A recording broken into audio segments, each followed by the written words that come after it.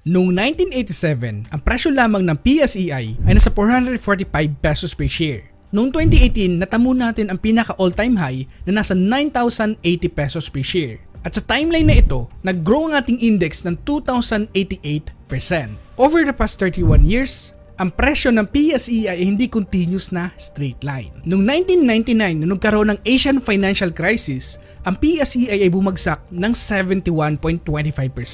From 2003 to 2007, nagrally ito ng 285%. At noong 2008 naman, nagkaroon ng financial recession, ang PSEI ay bumagsak ng 56.85%. And from 2008 to 2018, nagrally ito ng 429.45%. At noong 2020 na nagkaroon ng pandemic, bumagsak ang PSEI ng 55.55%. At nagrally naman ito sa kanyang kasulukuyang presyo na nasa 54%. Now sa data na to, kung ikaw isang value investor or long-term investor, the best time, the best opportunity ay kapag mayroong market volatility. Sabi nga ni Baron Rothschild, the best time to buy is when there's blood in the streets. Kaya naman sa video na to, ibibigay ko sa inyo yung 5 kumpanya na sa tingin ko ay the best time to buy ay kapag mayroong market volatility. 2 dito sa 5 ay growth stock at 3 naman ang dividend stock. Now, kung gusto mong malaman kung ano-anong mga kumpanya ito, ay kung gusto mong malaman kung ikaw yung nanalo ng aking portfolio tracker, magstay ka lang, I show you how.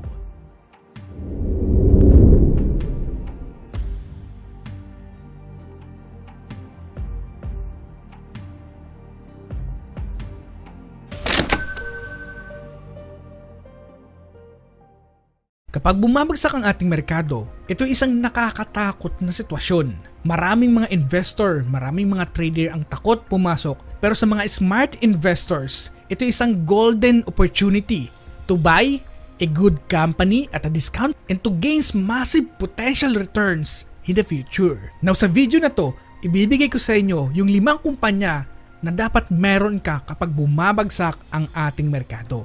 Ang unang kumpanya ay ang Ginebra San Miguel Inc. Over the past 7 years, ang management quality ng GSMI ay talagang very exceptional. Sa kanyang return on equity ay nasa 22%. Return on assets ay nasa 12.48%. Return on invested capital ay nasa 33%.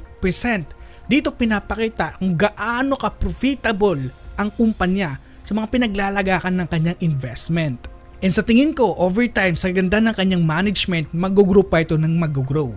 Isa sa mga major advantage ng GSMI, from 2020 until now, mas malaki yung kanilang cash available kaysa sa kanilang utang. In 2020, nang kasagsagan ng pandemya, ang kanilang total na utang ay nasa 600 million lamang. Samantala, ang kanilang cash available ay nasa 2.8 billion pesos. At ngayon, ang kanilang cash available ay nasa 9 billion pesos. Ang kanilang utang ay nasa 84 million pesos na lamang. Pinapakita kung gaano kadominante ang kumpanyang ito. At dahil sa sobrang ganda ng revenue ng kumpanya at ang kanyang net income, pinapakita dito sa atin na very quality yung kanilang earnings. At sa kanilang pinaka-latest report, ang free cash flow ng GSMI ay nasa 6 billion pesos na. Halos katampas ito na kanilang earnings ngayon, no? Very high quality talaga ang pinapakita ng kumpanya. And sa pamamagitan nito, they can pay easily yung kanilang dividend na binibigay sa kanilang mga shareholders. So ibig sabihin, kung ikaw isang dividend investor na naka-invest sa GSMI, no need to worry pagdating sa dividend ng company in the next coming years. Isa din sa highlights ng kumpanya ay yung kanilang PE ratio in comparison sa kanilang competitors. Nasa 7.6 times yung kanilang PE ratio compare sa kanilang pinakamalapit na competitors ay ang Emperador na nasa 34.4 times na PE ratio. And pagdating dito sa competitors analysis, ang forecast ng mga analysts sa GSMI in the next coming 5 years ay mag-grow ito ng 18.33%. At ang kumpanya ay isa sa mga prominente pagdating sa beverage industry. Majority na kanila pinagkukunan ng revenue ay nanggagaling sa alcoholic beverage. Ang kanilang market information pagdating sa market cap ay nasa 46.67 billion pesos. Revenue na nasa 49.6 billion, net income na nasa 6.14 billion pesos. And over the past 23 years, ang total returns ng GSMI ay nasa 495% in comparison sa SPY na nasa 235%. lamang. And I think in the next coming years, continuous pa na mag-i-increase ang performance ng kumpanyang ito. Ang susunod ay ang DMCI Holdings Inc. Ang pinaka-highlights nitong DMC ay over the past 18 years, umulan bumagyo, strong pa rin ang aming management. Ito yung sinasabi ng kanilang management effectiveness. Ang kanilang return on equity compound annual growth rate over the past 18 years ay nasa 23.12%.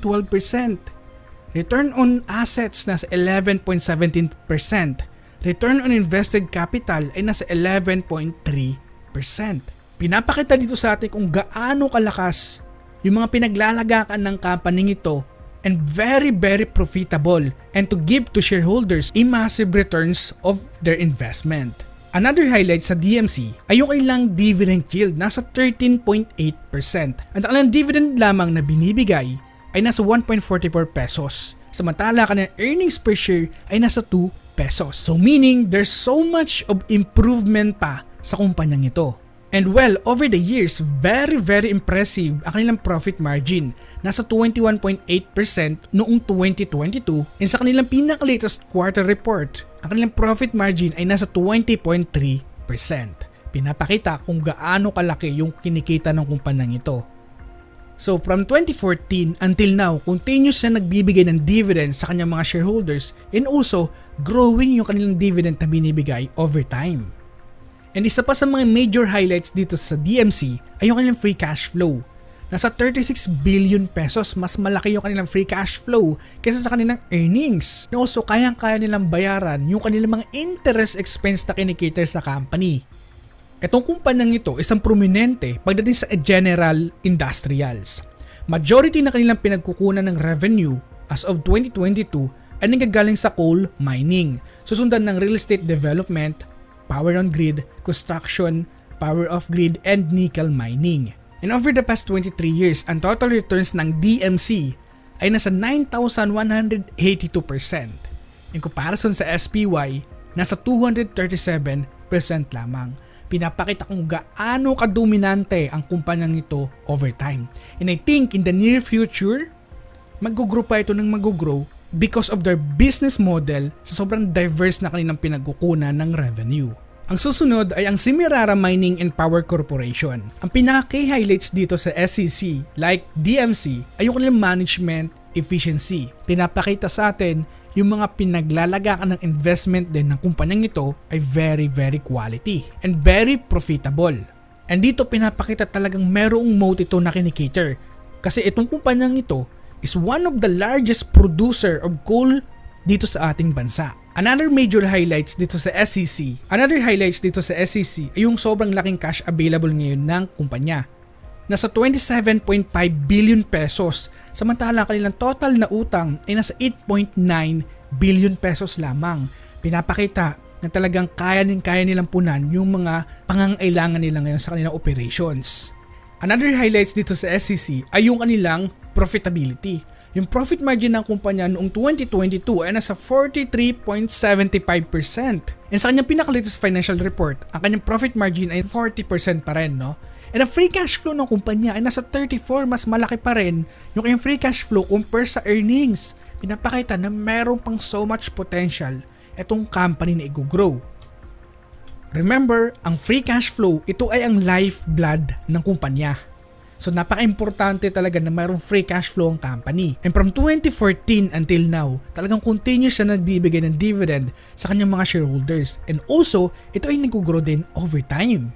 Sa sobrang ganda ng kanyang financials and kanyang earnings quality, talagang no need to worry pagdating sa kanilang dividend na binibigay sa kanyang mga shareholders because kayang-kaya nila itong punan. As of 2022, majority na kanyang pinagkukunan ng revenue ay nagagaling sa mining, susundan ng power. And over the past 23 years, ang total returns ng SEC, tignan nyo na kung gaano kalaki yan.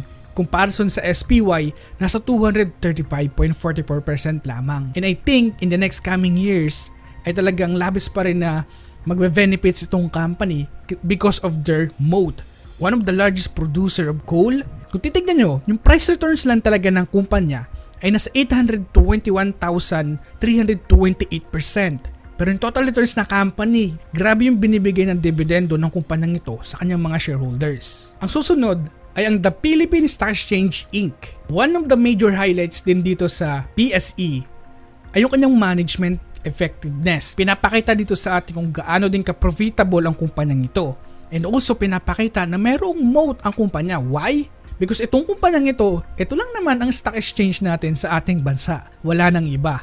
Kaya majority ng pinagkukunan ng revenue ng kumpanyang ito ay nanggagaling sa listing. So ibig sabihin, kapag marami ang naglilist sa ating merkado, lalaki at lalaki ang kanilang kinikita. Another highlights dito sa PSE ay yung kanilang free cash flow. Nasa 833 million pesos. Samantala ang kanilang earnings ay nasa 787.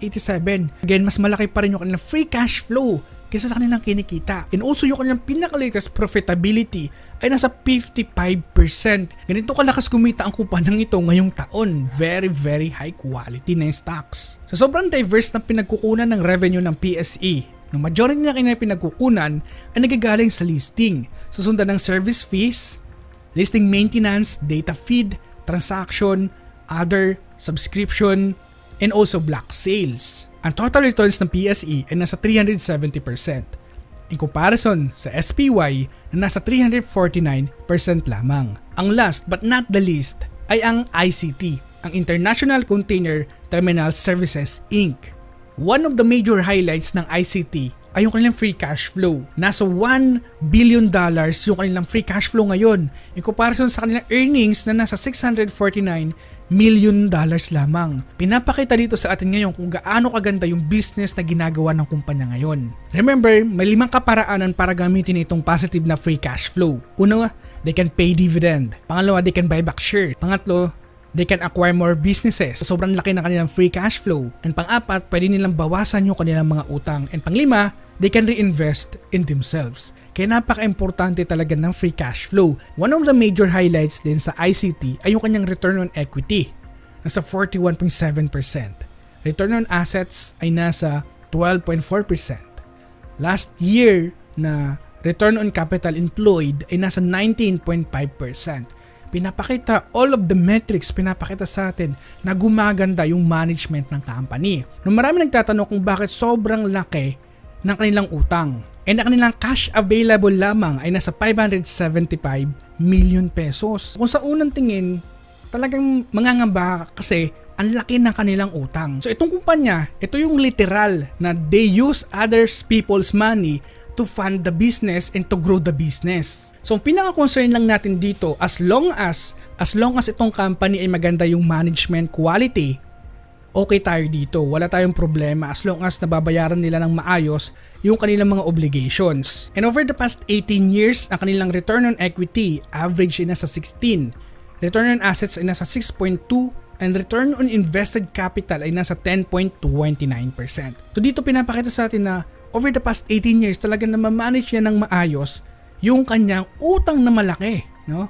Because of their others people's money. So for me, kapag pumangit ang management ng kumpanyang ito, talagang labis na maapektuhan ito at labis na bubulusok pababa. Pero ngayon, nakikita natin na labis na nag-i-improve yung kanilang operations sa loob ng business. Kaya naman, kitang-kita naman natin ito sa pag-grow ng kanilang share price over time. Over the past 23 years, ang total returns ng ICT ay nasa 6,370%. In comparison sa SPY, nasa 239% lamang. Pinapakita kung gaano kadominante ang kumpanyang ito compare sa index. Sa sobrang dami ng port ng company across the globe, talagang labis na magbe-benefits ang company ito over time. In conclusion, these 5 companies are very well managed and very positioned in terms of growth potential. Remember that the best strategy is one that aligns with your individual goals and risk tolerance. Now, kung itong video na to ay meron kang natutunan and meron kang insight na nalaman sa mga kumpanya, like mo naman itong video na to, share nyo naman ito sa iba na merong interest sa stock market. And also please subscribe para maging updated ka sa mga bagong insights natin sa ating merkado. This is Pessi Warrior na nagpapaalalang, invest wisely, and see you on the other side. Kung nandito ko sa part na to para malaman kung sino yung nanalo ng portfolio tracker ko, ang gagawin ko lamang, kukunin ko lamang yung pinaka-latest video ko and ipipaste ko lamang siya dito. And as you can see, merong 21 comments na possible na manalo ng aking portfolio tracker. So now, umpisahan na natin. Okay, so congratulations sa'yo kasi kayong unang nanalo ng portfolio tracker ko. And also congratulations sa'yo, congratulations sa'yo, congratulations sa'yo, and also congratulations sa'yo. Sa mga nanalo ng portfolio tracker ko ngayon, email nyo lamang ako sa aking email address and definitely ibibigay ko ito sa inyo. And again, congratulations sa inyong lahat. And once again, kung gusto mo ring manalo kagaya nila, mag-comment ka na sa video na to and malay mo, ikaw na ang susunod na manalo.